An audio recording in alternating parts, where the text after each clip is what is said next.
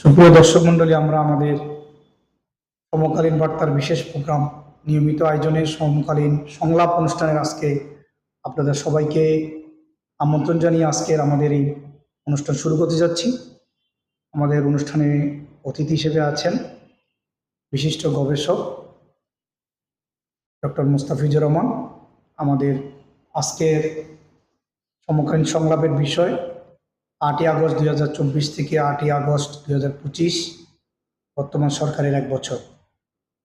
এই 1 বছরের সরকারের অর্জন এবং ব্যর্থতা নিয়ে আমরা আমাদের আজকে অতিথির সাথে কথা বলবো। ডক্টর মুস্তাফিজুর রহমান ফয়সাল, আপনাকে আমাদের আজকের অনুষ্ঠানে স্বাগতম।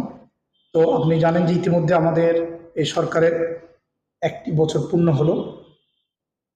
তো এই 1 বছরের সরকারের অর্জন এবং ব্যর্থতা নিয়ে আমরা কিছু সময় কথা বলবো। তো আমরা প্রথমেই আপনার কাছে জানতে চাচ্ছি যে আমাদের এই ইন্টারিম গভর্নমেন্টের যে 1 বছরে তাদের কি অর্জন আপনার চোখে ধন্যবাদ। ধরা পড়ছে? আসলে অর্জন তো নিঃসন্দেহে অনেক কিছু আছে। তো অর্জনের পাশাপাশি জনগণের যে প্রত্যাশা, সেই প্রত্যাশা নিয়ে আমাদের কথা বলা জায়গা আছে। হয়তো নিশ্চয় আমরা হয়তো এটা একটু পরে হয়তো আসবে। অর্জনকে নিয়ে যদি বলতে চাই, প্রধানত জনগণের যেটা দৃশ্যমান, সেটা অর্থনৈতিক একটা পুনরুদ্ধার। আমরা বলতে পারি যে এই প্রচেষ্টাটা যে কোনো পর্যায়ে থেকেই হোক, প্রচেষ্টাটা ছিল অর্থনৈতিক পুনরুদ্ধারের একটা প্রচেষ্টা ছিল। এবং সেই প্রচেষ্টার অংশ হিসেবে আমরা দেখেছি যে সরকার যে চেষ্টা করেছেন মূল্যস্ফীতিটা চাপে রাখার, সেই মূল্যস্ফীতি যথেষ্ট চাপে রাখার চেষ্টা করেছেন। এবং বিগত সময়ের তুলনায় সেটা আমরা দেখতে পাচ্ছি যে এখন যথেষ্ট কম আছে। 8 থেকে 9% পর্যন্ত আপনার মুদ্রাস্ফীতি আমরা দেখতে পাচ্ছি। মূল্যস্ফীতির ক্ষেত্রেও একই অবস্থা। অন্যদিকে আমরা যদি রেমিটেন্সের কথা বলি, রেমিটেন্সের প্রবাহ কিন্তু বিগত বিভিন্ন সময়ের তুলনায় বেড়েছে। আমরা দেখেছি যে প্রায় 30.33 বিলিয়ন ডলার রেমিটেন্স, এবং রপ্তানি আয়ও প্রায় 9% বৃদ্ধি পেয়েছে বিগত সময়ের তুলনায়। বৈদেশিক মুদ্রা রিজার্ভ বেড়েছে, এবং ব্যাংক খাত যেভাবে অস্থিতিশীল হয়ে পড়েছিল, সেই অস্থিতিশীলতার জায়গা থেকে সরকার হয়তো চেষ্টা করছে, এবং অস্থিতিশীলতা কিছুটা যে হারে পড়ে যাওয়াটা থেমে গেছে। হয়তো সবগুলো উদ্ধার করা যায়নি। তো সেক্ষেত্রে ব্যাংক খাত আরো স্থিতিশীল হবে, সেটা আমরা আশা করছি। সরকারের চেষ্টা ছিল যেমন সংস্কার কমিশন বাস্তবায়ন, 11 থেকে 15টা উচ্চ পর্যায়ের কমিশন গঠন করা হয়েছে, এবং এর মধ্যে বেশ কিছু রিপোর্ট পাওয়া গেছে। জাতীয় সংলাপে সেই রিপোর্টগুলো পর্যালোচনা হয়েছে।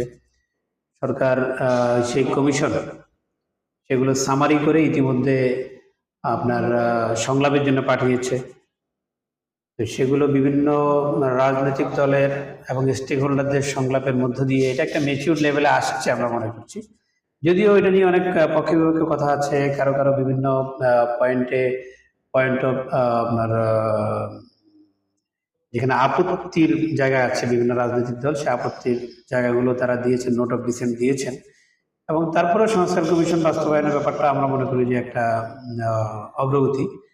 আর সুশাসন এবং জনপ্রশাসন সংস্কারের প্রসঙ্গে, তো যেটা সংস্কার কমিশন বাস্তবায়নের ক্ষেত্রে বেশ কিছু অগ্রগতি আছে, এটা আমরা ধরে নিতে পারি। আবার বিভিন্ন বিষয়ে যে সংস্কারের প্রস্তাবগুলো আসছে, একটা রাজনৈতিক সরকারের পক্ষ থেকে আসলে অনেক সময় এই সংস্কারগুলো নিয়ে কথা বলা হয় না। সেক্ষেত্রে আমরা মনে করি যে এটা একটা অগ্রগতি। যদি এগুলো বাস্তবায়ন করা যায়, যদিও এখন বাস্তবায়ন প্রক্রিয়া নিয়ে যথেষ্ট কথা উঠছে যে এটা কিভাবে বাস্তবায়ন করা যাবে, এবং সুশাসন এবং জনপ্রশাসন সংস্কারের প্রশ্নে, বিশেষ করে বিচার ব্যবস্থা সংস্কার নিয়ে বেশ কিছু কথা আসছে। প্রধান বিচারপতি নিয়োগ থেকে শুরু করে এই টোটাল জুডিশিয়াল সিস্টেমটা এটা যাতে পুরোপুরি বাস্তবিক অর্থে স্বাধীন হয়। তারপরে আপনার সাংবাদিকদের বিরুদ্ধে মামলা প্রত্যাহার হয়েছে, অনেক রাজনৈতিক যেগুলা মিথ্যা মামলা সেগুলো প্রত্যাহার হয়েছে। যদিও হেফাজত কেন্দ্রিক কিছু মামলার বিষয়ে এখনো বলা হয় যে ঝুলে আছে, তাও কিছু মামলা প্রত্যাহার হয়েছে। আমরা আশা করছি বাকি মামলাগুলো প্রত্যাহার হবে। সাইবার আইন, যেটা বৈষম্যমূলক একটা আইন ছিল, সেই আইনটা বাতিল করা হয়েছে। ডিজিটাল অধিকারগুলো এটা সংজ্ঞাটা আর একটু বর্ধিত করা হয়েছে, নিজের অধিকারের যে আওতা পরিধি। আর পুলিশ সংস্কারের প্রসঙ্গে একটা কথা আসছে, এবং স্বাধীন পুলিশ কমিশন গঠন নিয়ে, যদিও বিষয়টা পুরোপুরি কতটুকু বাস্তবায়ন হবে আমি ব্যক্তিগতভাবে এখনো সন্দিহান, স্বাধীন পুলিশ কমিশন আদৌ হবে কিনা। কিন্তু পুলিশের আভ্যন্তরীণ বিভাগীয় পক্ষ থেকেও কিন্তু স্বাধীন পুলিশ কমিশন গঠনের ব্যাপারে একটা আগ্রহ আছে, যাতে করে রাজনৈতিক চাপের ঊর্ধ্বে থেকে তারা কাজ করতে পারে। কিন্তু এই আলোচনাগুলো যেহেতু আসছে, আমরা মনে করি এটাও একটা অগ্রগতি। এবং জুলাই হত্যাকাণ্ডের বিচার, এই হত্যাকাণ্ডের বিচারের প্রসঙ্গে বেশ পক্ষে বিপক্ষে কথা আছে। বিচারটা আসলে দৃশ্যমান, সেরকম অর্থে দৃশ্যমান হয়নি, কিন্তু আমরা আশা করছিলাম যে এই হত্যাকাণ্ডের বিচার এবং এর আগে যে জুলুমগুলো হয়েছে সেগুলোর বিচার, এগুলো দৃশ্যমান হবে। তাও বিচার শুরু হয়েছে, এটা আংশিক হলো একটি অর্জন। নির্বাচনের রোড ম্যাপ অনেক ঘুরে শেষ পর্যন্ত রোড ম্যাপ কিন্তু ঘোষণা করা হয়েছে, এবং 2026 ফেব্রুয়ারিতে নির্বাচন দেয়া হবে মর্মে প্রধান উপদেষ্টা সুনির্দিষ্টভাবে বলেছেন, ইতিমধ্যেই উল্লেখ করেছেন, এবং সেই অনুযায়ী কিছুটা প্রস্তুতি লক্ষণীয়। এটাও নিঃসন্দেহে একটা প্রাপ্তির ঘরে আমরা বলবো যে একটা ভালো একটা নির্বাচন জনগণ প্রত্যাশা করছে, এবং বিভিন্ন জরিপে আসছে 70% জনগণ বিশ্বাস করে যে নির্বাচনটা সুষ্ঠু হবে। আবার অনেকেই বিভিন্ন রকমের সন্দেহ আছে এরপর বাংলাদেশের যে রাজনৈতিক সংস্কৃতি এবং বাংলাদেশের জনগণের যে আসলে দেখছে মানুষ যে যারা ক্ষমতায় আছে, অথবা মানুষ প্রশাসন চিন্তা করে আগামীতে কারা ক্ষমতায় আসবে, সে অনুযায়ী তাদের অনেকগুলো ভূমিকা দেখা যায়, এবং সেই জিনিসটা আমাদের অবজারভেশনে নিঃসন্দেহে থাকবে আগামীতে কারা ক্ষমতায় আসবে। এটা অনেকটা দৃশ্যমান যে এখন অনেকেই মনে করছেন বিএনপি ক্ষমতায় আসবে, তো সেটা যদি হয় দেখা যাবে প্রশাসন, পুলিশ, এরা অনেকেই তাদের ফেভারে কাজ করা শুরু করবে নির্বাচনটা আসার সাথে সাথে। যাক, এটা তো হলো মানে আপনার কৌশলগত বিভিন্ন দিক। আমরা যেটা চাচ্ছি যে বর্তমান সরকারের যে অর্জনটা, যে অর্জনগুলি আসলে দৃশ্যমান হয় না, জনগণকে খুব একটা টাচ না করলেও দেশের যে একটা ভিত আমরা দেখতে পাচ্ছি, যে আপনার কথাও সেটা আসছে যে অর্থনৈতিকভাবে আমরা যেটা দেউলিয়াপনার দিকে এগিয়ে যাচ্ছিলাম, রাইট, সেটাকে থামানো হয়েছে। এবং এই যে স্থিতিশীলতা আসছে, ব্যাংকের উপর যে মানুষের একটা আস্থাহীনতা সৃষ্টি হয়েছিল, ব্যাংক থেকে মানুষ টাকা উঠে কি বিদেশে পাঠাবে, না জমি কিনে রাখবে, নাকি মাটির নিচে রাখবে, সেই দিয়ে একটা দ্বিধাহীনতা শুরু হয়েছিল। সেটা থেকে মানুষ কিছুটা আস্থায় ফিরে আসছে। ইসলামিক ব্যাংকগুলি ইতিমধ্যে এই গত 1 বছরে 5,000 কোটি টাকা আমানত সংগ্রহ করতে পেরেছি। এই তারপরে আপনার রপ্তানি আয় বেড়েছে, আপনার বক্তব্যে যেটা আসছে, এবং আপনার এই যে দ্রব্যমূল্যের স্থিতিশীলতাটাও কিন্তু গত 12 মাসের মধ্যে 11 মাস স্থিতিশীল ছিল, যদিও গত কারেন্ট মাস একটু অস্থিতিশীল সৃষ্টি হয়েছে, কিন্তু এই অর্জনটা নিয়ে কিন্তু খুব একটা ফোকাসিং নাই। এই ক্ষেত্রে আপনি কি মনে করেন যে অনেকটা নীরবে সরকার দেশের জন্য কাজ করছে? না, জনগণের প্রত্যাশা তো আরো বেশি কিছু ছিল, কারণ জুলাই অভ্যুত্থান বা জুলাই বিপ্লব যেটাই বলি, প্রত্যাশার আকাশটা ছিল অনেক উঁচুতে জনগণের, যে এত সর্বপ্লাবী বিপ্লব তো আসলে বাংলাদেশের আগে হয়নি, যার কারণে জনগণের প্রত্যাশাটাও সে পর্যায়ে ছিল। এবং এর মধ্যে দেখেন যে জনগণ উন্নয়নকে কোনো বিষয় মনে করে নাই।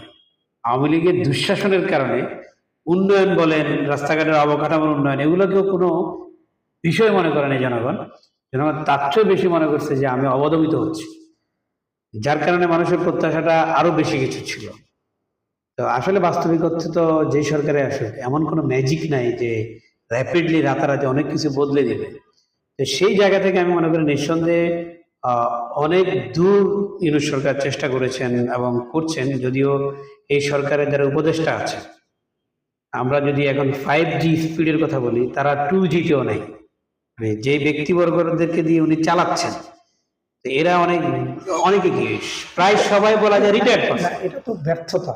হ্যাঁ, আমি বেসিক্যালি যে অর্জনটা, এটা আরো স্পেসিফিক আরো যদি বলি যে আমি বলি যে বৈদেশিক যে সম্পর্কটা যেভাবে তলানিতে চলে গিয়েছিল বাংলাদেশের সাথে, ভারত ছাড়া বহির্বিশ্বের সাথে বাংলাদেশটা একটা রকম ডিসকানেক্টেড হয়ে গিয়েছিল। আমি তো মনে করি সেই জায়গাটা কানেক্টেড হয়েছে বাংলাদেশ, এবং বহির্বিশ্বের সাথে বাংলাদেশের কানেক্টিভিটিটা একটা মিনিমাম সম্মানজনক পর্যায়ে আসছে। পাশাপাশি ভারতের সাথে চোখে চোখ রেখে কথা বলা, উইন উইন সিচুয়েশনে কথা বলা, এই জায়গাটা তো বিগত 54 বছরে আমরা মনে করেন পাইনি।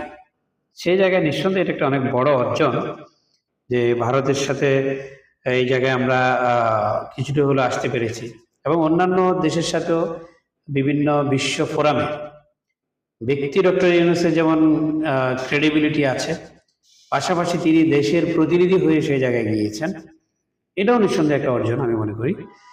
আর পাশাপাশি প্রশাসনিক কাঠামোতে যদিও স্থিতিশীলতা আছে, তারপরও একটা পর্যায়ে তো এমন ছিল যে কথা হচ্ছিল যে আওয়ামী লীগের পরে দেশটা কারা চালাবে, কিভাবে চালাবে, যেই পরিস্থিতি তারা তৈরি করে রেখেছে, কেউ তো এখানে 2 মাস টিকানো করে হয়ে যাবে। বাস্তবিকতায় সেই চ্যালেঞ্জ এখনো আছে, থাকলেও তারপরও প্রফেসর ইউনূসের সরকার যতটুকু পারছেন এখনো, যদি আমি পজিটিভ বলি, ইতিবাচক অর্থে বলি, সে জায়গায় তিনি কিছুটা হলো ভিত্তি তৈরি করেছেন। নতুন সংবিধান, নতুন নির্বাচন কমিশন বা নতুন নির্বাচনী আইন, এই বিষয়গুলো নিয়ে তো আলোচনা আসছে এবং সুনির্দিষ্ট একটা রূপরেখা তৈরি হয়েছে। এখন বাস্তবিকতা এটা যদি বাস্তবায়নের দিকে যায়, এবং এমনকি যদি এটা এমন হয় যে আরো 2 বছর পরে আপনার বাস্তবায়নের পথে গেল, তাহলে কিন্তু ভিত্তি হিসেবে পরবর্তীতে এটা আসবে যে এটা প্রফেসর ইউনূসের সরকারের সময় এই ভিত্তিটা তৈরি হয়েছে। সেটা বিচার ব্যবস্থা বলি, প্রশাসন সংস্কার বলি, পুলিশ সংস্কার বলি, নির্বাচন ব্যবস্থা সংস্কার বলি, দুর্নীতি দমন সংস্কার বলি, এই বিষয়গুলো। আর আরেকটা বিষয় যেটা নির্বাচনের পূর্ব প্রস্তুতি হিসাবে, যেমন আজকেও কথা আসছে, স্বরাষ্ট্র উপদেষ্টার বক্তব্যে আসছে যে এখানে বডি ক্যামেরা দেওয়া হবে, পুলিশ, বিজিবি, আর্মি সরাসরি ফিল্ডে থাকবে এবং সুনির্দিষ্ট সংখ্যা উল্লেখ করা হয়েছে, এবং সিসি ক্যামেরা থাকবে, তাদের সাথে বডি ক্যামেরা থাকবে, এবং এটাকে কত বেশি ফ্রুটফুল করা যায়। আর জনগণের যেভাবে সর্বাত্মক আগ্রহ পরিলক্ষিত হচ্ছে, সেক্ষেত্রে আমরা মনে করি যে এটা একটা ফলপ্রসূ অর্জন এই সরকারের হবে যদি এরকম একটা ভালো নির্বাচন উপহার দিতে পারেন, যেটা স্বাধীন বাংলাদেশের ইতিহাসে মাইল ফলক হয়ে থাকবে যদি এটা ওনারা অর্জন করতে পারেন বা সেরকম একটা আয়োজন করতে পারেন। তারপরে শৃঙ্খলা, প্রথম দিকে অবস্থা এমন হয়েছিল যে বাংলাদেশে কোনো থানায় তো পুলিশ তো জায়গায় ছিল না এবং তারা দায়িত্ব পালনের অবস্থায় ছিল না। তো সেই জায়গায় একটা তো সরকার সাহস করে আর্মিকে ম্যাজিস্ট্রেসি পাওয়ার দিয়ে মাঠে নামিয়ে দিয়েছে। এরকম লম্বা সময় বাংলাদেশের ইতিহাসে কোনো সরকার সাহস করেনি। বলতে সরকারের কর্তৃত্ব থাকে কিনা এটাও তাদের সন্দেহ থাকে অনেক সময়। সেই জায়গায় সরকার যেটা করেছে, আর্মিকে ম্যাজিস্ট্রেসি পাওয়ার দিয়ে ফিলে নামিয়ে দিয়েছে। হ্যাঁ, পিঠে কথা থাকতে পারে, সেটা অন্য আলোচনা, যে তারা কতটুকু সফল হয়েছে, কতটুকু ইফেক্টিভ হয়েছে। প্রথম দিকে তো পুলিশি কাজও তারা করেছে।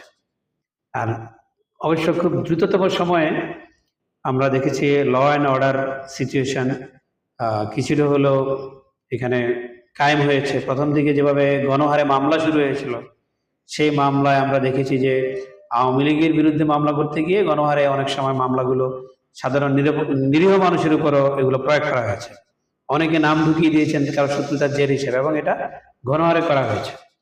তো সেই জায়গায় কিন্তু সরকার চেক দিয়েছে এবং এটা সরকার করতে পেরেছেন। কিন্তু একটা বিষয় যে আপনি গত 16 বছরে Awami League A to Z সব জায়গায় সেট আপ করছেন, শতভাগ তার নিজের লোক দিয়ে। এর আগে কেয়ারটেকার গভর্নমেন্টগুলি কিন্তু 5 বছর পরে আসার কারণে 50% দলীয় সরকার থাকলেও 50% অন্য মতাদর্শের লোকেরাও থাকতো, প্রশাসনে বলেন, তারপরে সব বিচার বিভাগে বলেন, সব জায়গায় 50-50 থাকতো। কিন্তু গত 16 বছরে 100% দলীয়করণ করার পরে হঠাৎ করে 15 দিনের আন্দোলনে বা 36 দিনের আন্দোলনে গভর্নমেন্ট চলে যাওয়ার পর ইউনূস সরকার ক্ষমতা নিয়ে এই তাদেরই লোক দিয়ে এই 1 বছর চালালো। এটা তো আমার কাছে মনে হয় যে অনেকটা মিরাকল। না, এই ব্যাপারটা যে কিভাবে তারা এটা মিরাকল চেয়েও বড় কথা হচ্ছে আমাদের বুঝতে হবে বিপ্লবটা কত সর্বপ্লাবী ছিল। গ্র্যাভিটিটা কত বেশি ছিল, যেখানে একেবারে সব ধরনের বাহিনী এবং সরাসরি সেনাবাহিনী ফায়ারিং করছে, এরকম তো ভিডিও আমরা দেখছি। এরকম পরিস্থিতিতে জনগণের বিজয় হয়েছে, যেখানে প্রধানমন্ত্রী শুধু একা না, 300 এমপি, বিশাল সরকারের কলেবর, এতগুলো থানার ওসি, কত বড় ঘটনা ঘটেছে, সবাই পালিয়ে গেছে। এরকম অবস্থায় প্রশাসনে যারা ছিলেন এবং আছেন, তারা তো, তাদের মধ্যে তো রীতিমতো একটা আতঙ্ক ছিল। আওয়ামী লীগের তো পরিচয় দেওয়া অনেক দূরের কথা, ন্যূনতম আওয়ামী লীগের ভাব আছে তার মনের মধ্যে, সে মনের মধ্যে কল্পনা করতে তারা ভয় পাচ্ছিল। পরিস্থিতি কিন্তু এরকম হয়ে গিয়েছিল, যার কারণে এটা নিঃসন্দেহে এটা পজিটিভ হিসেবে কাজ করছে। আর পাশাপাশি সরকারের অন্য কোনো কারণ নাই তো আওয়ামী লীগের ফেভার করার কোনো কারণ তো ছিল না। আর তাদের মধ্যে রীতিমতো একটা প্রতিযোগিতা ছিল, যে আমি যাদের মধ্যে সরাসরি ডকুমেন্ট ছিল যে আমি বাধ্য হয়ে এই কাজটা করেছি, আর অন্যদের মধ্যে প্রতিযোগিতা ছিল যে আমি আওয়ামী বিরোধী ছিলাম। এই জিনিসটা প্রমাণে সবাই উঠে পড়ে লাগছে, যার কারণে আসলে পরিবেশটা মারাত্মকভাবে এমন ভাবে তৈরি হয়ে গিয়েছে। এই পরিবেশে ভিন্ন কিছু কেউ চিন্তা করবে এরকম ছিল না। কিন্তু আপনি যদি এই সুযোগটা দেন, যেটা এই যে 1 বছর পার হয়ে গেছে, এটা যদি লম্বা হয়, তাহলে কিন্তু আপনি যে আশঙ্কাটা করতেন সেই আশঙ্কাটা কিন্তু ঘুরে আসার সুযোগ আছে।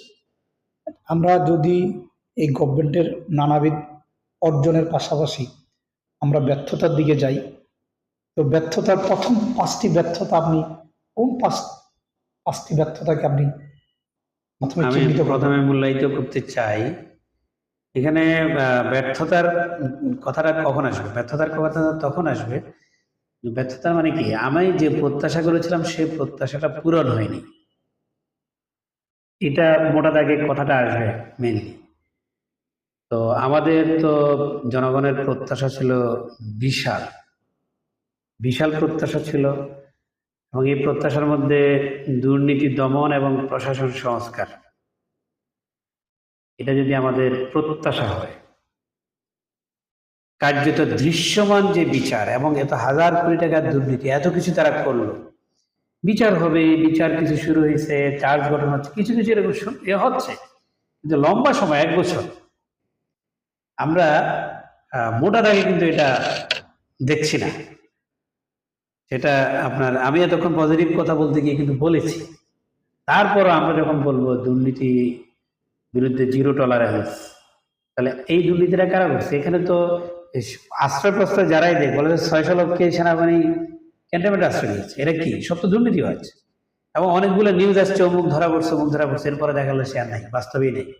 এবং কথা উঠছে কাউকে 500 কোটি টাকা বিনিময়ে ছেড়ে দেওয়া হয়েছে, বিভিন্ন রকমের কথা প্রথম দিকে আসছে। কারা ছাড়ছে, কিভাবে ছাড়ছে, সেটা গবেষণা বিষয়। তো আমি যদি, আপনি যেভাবে বলছেন যে চিহ্নিত করতে চাই, তো সেক্ষেত্রে চিহ্নিত করতে গেলে আমার প্রত্যাশার আলোকে আমি যদি বলি যে অর্থনৈতিক পুনরুদ্ধারের কথা আমি বলছি যে স্থিতিশীলতা, কিন্তু যেভাবে প্রথম দিকে আমরা প্রত্যাশা তৈরি হয়েছে যে বিশাল বিনিয়োগ আসবে, জনগণ একটা আস্থা পাবে, সেই জায়গায় আপনার যদি অর্থনৈতিক বিনিয়োগ বলেন বা আস্থার সংকট বলেন, এটা কিন্তু থেকে গেছে। ব্যক্তিগত বিনিয়োগ স্থিতিশীল হয়নি, ঋণ প্রবৃদ্ধি, মানে যদি আমি বলি অবকাঠামো শিল্প বলি, বেকারত্ব বলি, এইসব প্রশ্নে অর্থনৈতিক সেক্টরে আসলে এটা আমাদের অগ্রগতি হয়নি। একটা হচ্ছে আমি স্থিতিশীলতার কথা, যে পতনকে ধরে ঠেকানো হয়েছে, কিন্তু আমি যদি সীমাবদ্ধতার কথা বলি, ব্যর্থতার কথা বলি, অর্থনৈতিক বিনিয়োগ এবং আস্থার সংকট যেটা, এটা আসলে আমাদের কাটেনি। বিচার এবং রাজনৈতিক যে সংস্কার, এটা অগ্রগতি অত্যন্ত ধীর, খুব স্লো, বিচার ব্যবস্থা খুব স্লো। আইন শৃঙ্খলা পরিস্থিতি যদি বলি, আপনি এখনো দেখেন ডেলি যে ঘটনাগুলো ঘটছে, সাংবাদিককে কুপিয়ে যেমন হত্যা করা হচ্ছে, তেমনি একসময় শেখ হাসিনা বলেছিল যে আমি কি বেডরুম পাহারা দিব। কিন্তু দেশের আইন শৃঙ্খলা পরিস্থিতি আসলে যদি আমরা মাইক্রো লেভেলে ধরি, পরিসংখ্যানের দিক থেকে ধরি, খুব বেশি উন্নতি হয়নি। তারপরে জনগণের প্রথমে যেটা বলছিলাম যে প্রত্যাশার সাথে যে প্রাপ্তি, এটা বিশাল একটা সামঞ্জস্য, মানে অসামঞ্জস্যপূর্ণ, যার কারণে কিছু কিছু পদক্ষেপ দৃশ্যমান সুন্দর হলেও এই পদক্ষেপগুলো বাস্তবায়ন প্রক্রিয়া কিন্তু নির্ধারিত হয়নি, এটা এখনো কথা হচ্ছে। তো আমি যেটা আপনাকে বলতে পারি যে ইউনূস সরকারের প্রধান ব্যর্থতাটা, আপনাকে যদি বলি যে একটা ব্যর্থতা আপনি বলেন যেটা একেবারে মেজর ব্যর্থতা, তাহলে আপনি কোনটাকে বলবেন? মেজর ব্যর্থতা বলি যদি, এক কথায় সরকার তার কর্মপরিধি ঠিক করতে পারেনি, যেটা প্রথম 1 মাসে করা দরকার ছিল। যে আমার কর্মপরিধি এই, আমি একটা সীমিত সময়ের জন্য আসছি, আমার সময় এই এবং আমার রোডম্যাপ এই, আমি এই জিনিসটা করতে 1 বছর সময় লাগিয়ে নিয়েছে। আমি যদি আপনাকে আর একটু সহযোগিতা করতে আমরা পারি। কেন বলছি, আমরা এর আগে দেখেছি একটা অন্তর্বর্তী বলি আর কেয়ারটেকার সরকারে বলি, সময় ছিল 3 মাস, সেই জায়গায় 1 বছর পরে এসে ফুল রোডম্যাপ এখনো কিন্তু হয়নি। তাহলে সরকার শুরুতে এসে যেটা তার প্রয়োজন ছিল যে আমার কর্মপরিধি এই, আমার বাউন্ডারি এই, যাতে আনলিমিটেড সময়ের জন্য একটা রাজনৈতিক সরকার হয়তো নির্বাচিত সরকার আনলিমিটেড সময়ের জন্য আসে না, শপথের দিনে নির্ধারিত হয়ে যায় তিনি কোন দিন বিদায় নেবেন। তাহলে একটা অনির্বাচিত অনির্ধারিত সরকার, তার উপর তো এটা প্রয়োজন ছিল, তিনি প্রথমেই সেই কাজটা আমি যদি বলি যে ইউনূস সরকার যে ব্যর্থতার ক্ষেত্রে আমার দৃষ্টিতে যে সম্পর্কটা যে আমাদের নষ্ট হয়ে গেছিল 16 বছরে পারস্পরিক, এই সম্পর্কটা তো মজবুত করার ক্ষেত্রে তার যে ওনাদের যে ভূমিকাটা থাকার কথা ছিল, সেখানে আমি কোনো ভূমিকা তো দেখলামই না, বরঞ্চ সম্পর্কটা যে ঐক্যটা আমরা ঘরে এই 16 বছরের শাসনকে আমরা গায়েল করতে পারলাম, কিন্তু জি। সেই সম্পর্কটা কিন্তু উন্নয়ন তো দূরে থাকুক আর নষ্ট হলো। এই রাজনৈতিক সম্পর্ক উন্নয়নের ক্ষেত্রে তারা কেন ব্যর্থ হলো? আচ্ছা, এটা একটা আমরা প্রথম দিকে যাই বলি, পরবর্তীতে আমরা দেখেছি যে সরকারের কারো কারো মধ্যে একটা রাজনৈতিক অভিলাষ অথবা রাজনৈতিক আচরণ আমরা দেখেছি, এবং এটা প্রকাশ্যে অভিযোগ আসছে। সরকার শুরুর দিকে তো নিজেই বলেছেন, প্রফেসর ইউনূস নিজেই বলেছেন যে আমার প্রাথমিক নিয়োগকর্তা ছাত্ররা এবং তাদের প্রতি দায়বদ্ধতা আছে, তাদের প্রতি কি করা যায়, তাদের রাজনৈতিক ইচ্ছা আছে এবং সেটার জন্য আমরা কি করতে পারি, এই কথাগুলো এইভাবে আসছে। পরবর্তীতে আমরা দেখেছি একটা রাজনৈতিক দল গঠন হলো এবং এনসিপি অনেকটা ছায়া সরকারের মতো কাজ করছে, তাদের প্রভাব প্রতিপত্তি সব জায়গায় আসছে এবং স্বাভাবিকভাবেই সরকারের আচরণ যেটা হওয়া দরকার ছিল, আপনি যেটা বললেন ফেসিবাদ বিরোধী যে ঐক্যটা, এই ঐক্যটা ধরে রাখার জন্য সরকারের পক্ষ থেকে অনেক ধরনের ইনস্টিটিউশনাল অ্যারেঞ্জমেন্ট থাকে, যেটা সরকারের পক্ষে করা সহজ, সেটা সরকার ব্যবহার করেই নাই। বরঞ্চ ক্ষেত্র বিশেষে আমরা দেখেছি যে স্বাভাবিকভাবে প্রশ্ন আসছে সরকারের আদৌ আন্তরিকতা আছে কিনা, বা সরকার এটা উল্টা কাজ করছে কিনা, বা সরকারের যে বিভিন্ন এজেন্সিগুলো আছে এজেন্সিগুলো এর বিপরীত কাজ করছে কিনা। আবার কেউ প্রশ্ন উঠিয়েছে এজেন্সিগুলো আসলে সরকারের নিয়ন্ত্রণে আছে কিনা। তো কথা অনেকভাবেই যায়, কিন্তু যেভাবেই যাক এজেন্সি যেই কাজই করুক না কেন, সরকারের নিয়ন্ত্রণে থাকুক আর না থাকুক, এর দায় কিন্তু সরকারের। সুতরাং এই দায়টা এই সরকারের উপর আসতেই পারে যে সরকার ফেসিবাদ বিরোধী ঐক্যকে কাজে তো লাগানি নাই, ধরে রাখার চেষ্টাও করেন নাই, এবং কিছু কিছু ক্ষেত্রে সরকারের ভূমিকা বরঞ্চ ফেসিবাদ বিরোধী ঐক্য নষ্ট হওয়ার পক্ষে গিয়েছে। আরেকটা পয়েন্ট যদি আপনাকে বলি যে জুলাই ঘোষণায় যে অনেক ঢাকঢোল পিটিয়ে এই 5ই আগস্ট জুলাই ঘোষণা হলো, কিন্তু আমরা কি বা আপনি কি দেখতে পেলেন যে এই জুলাই ঘোষণার মধ্যে কিন্তু সকল পক্ষকে আহ, সুষ্ঠুভাবে অ্যাকোমোডেশন করতে পারেনি। তো তাহলে এই জুলাই ঘোষণা রেডি করার জন্য এত ডাকডোল, এত কিছু, এত আকাঙ্ক্ষা, এতজনের এত প্রত্যাশা, কিন্তু সেখানে কিন্তু সেই সবাইকে অ্যাকোমোডেশন করতে পারে না। এই অ্যাকোমোডেশন না করার ব্যর্থতাটা কি? আচ্ছা, এটা আমি যে এই কথার জন্যই আমি বলেছিলাম যে সরকারের অনেক কিছু কিছু আচরণ দেখে মনে হয় এটা রাজনৈতিক আচরণ। রাজনৈতিক আচরণ কেন বলছি, দীর্ঘদিন ধরে আলোচনা হচ্ছে, সংস্কার কমিশনে মিটিং হচ্ছে, জুলাই সনদ তৈরি করা হচ্ছে। এই সনদটা সব রাজনৈতিক দলের দাবি ছিল এই সনদটা 5 আগস্টের মধ্যে দিতে হবে। এখন 5 আগস্টে কিছু একটা বলা হবে, সরকার খুব কৌশলে কি করলো, শব্দটা পরিবর্তন করে। এরা কিন্তু এইভাবে কেউ বুঝেই নাই প্রথমত যে জুলাই ঘোষণাপত্র প্রকাশ করা হবে, জুলাই সনদ কিন্তু না। এবং যে জুলাই সনদ নিয়ে এত কিছু হলো, যে সেই জুলাই সনদের কোনো খবরই নাই, যেটা নিয়ে এত আলোচনা হলো, রেডি হয়েছে এবং নোট অফ ডিসেন্ট সহ রেডি করা হয়েছে, সেই জুলাই সনদের কোনো আলোচনা নাই।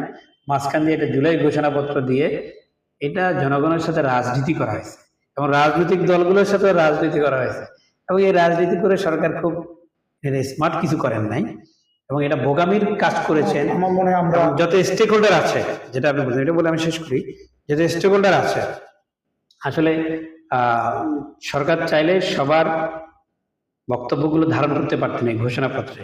এই ঘোষণাপত্রে সাধারণ একজন নিরীহ মাদ্রাসার ছাত্র থেকে শুরু করে দিন মজুর থেকে শুরু করে সব ধরনের মানুষ এখানে অংশগ্রহণ করছে এবং ফেসিবাদ বিরোধী সব রাজনৈতিক শক্তি অংশগ্রহণ করছে।